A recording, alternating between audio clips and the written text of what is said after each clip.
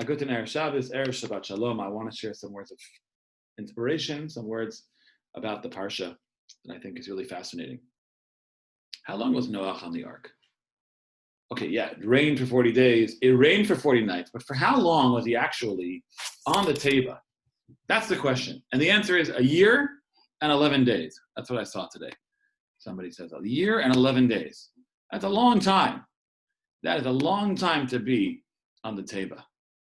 And what was he doing while he was on the ark the whole time? What was he busy with? Well, what do you think he was busy with? He was busy taking care of the animals, taking care of his family. No, taking care of the animals. In fact, Rashi tells us something very interesting. Rashi writes that one day, Noach was late. And because he was late to feed the lion bit him and got him on his leg and it damaged him. And the Yalkut Shimoni Chazal, they teach us on Pasuk in Tehillim that a very fascinating thing about Jewish history that you would not know from the Torah itself. Avraham Avinu, Abraham, he was alive at the time that Shem was alive. We know that. That's pretty clear in the Torah itself. Melchizedek and Shem, perhaps the same person. But not only that, it's pretty clear also that he was alive in the time of the great Tower of Babel. That makes its appearance in the end of the Parsha. At any rate, Abraham meets up with Shem. Shem is, of course, one of the sons of Noach. And he says to them, he says to Shem, he says, I know that obviously, you're one of the 4 men who survived the flood. And I understand God put you in the ark to save the animals and the trees, etc. But with what merit did you have? What merit did you gain that allowed you the zchut, the special merit to leave the ark? And so he told Avram, he said to him, you know what it was? It was the merit of Chesed that we did with the animals. Because that entire year, we never slept. Some animals are nocturnal. Some eat at the beginning of the night. Some eat in the middle of the night. Some eat in the end of the night. Some animals eat in the beginning of the day. Some animals eat in the middle of the day. And some animals eat at the end of the day.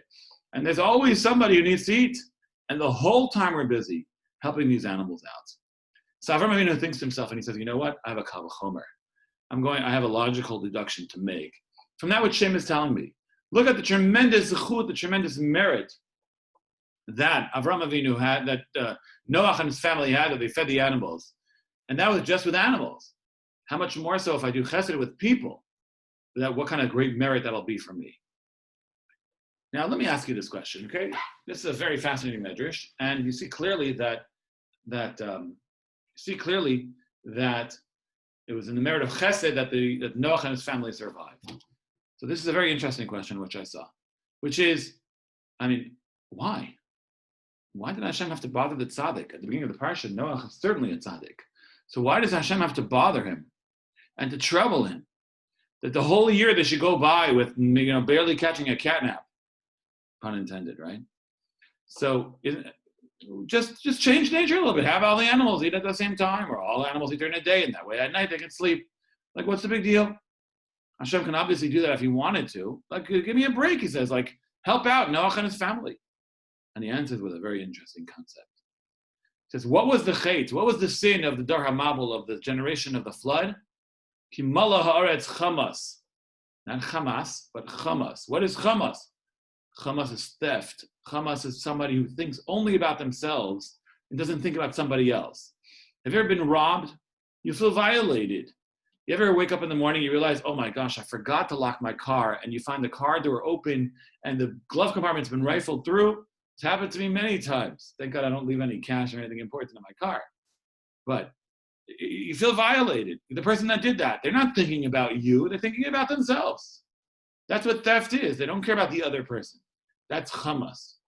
That's what the nature of humanity pre-flood. Hashem says, okay, that's not the world I want. I want a world of chesed. Let's destroy the world and start over. But what's the starting point of starting over? The survivors who are going to be there during the flood. What are they going to be doing the entire time? They're going to be engaged in chesed. And that is going to give them the special merit they need in order to merit surviving the flood, of course. That's chesed. Olam chesed ibaneh, says in Tehillim. Hashem created a world of chesed. Hashem does chesed. He wants us to do chesed. And of course, chesed is a very, very broad topic and not for now to discuss exactly the different manifestations of it. But chesed is something that we're all experience in our lives, and we're all capable of giving.